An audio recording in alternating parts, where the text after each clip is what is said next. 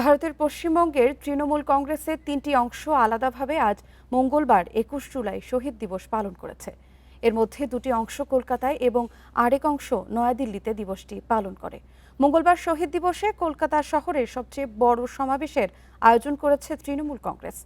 কলকাতার বিরলা তারামণ্ডলের কাছে শহীদদের স্মরণ সভায় নেতৃত্ব দেন পশ্চিমবঙ্গের তৎকালীন যুব কংগ্রেসের রাজ্য সভাপতি মমতা বন্দ্যোপাধ্যায়।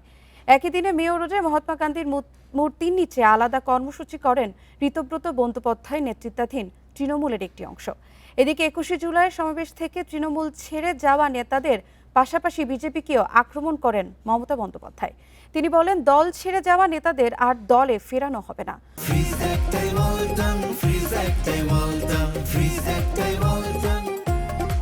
অন্যদিকে দিল্লিতে চলমান ককরোচ জনতা পার্টির বিক্ষোভ কর্মসূচিতে যোগ দেওয়ার ইঙ্গিত দেন মমতা।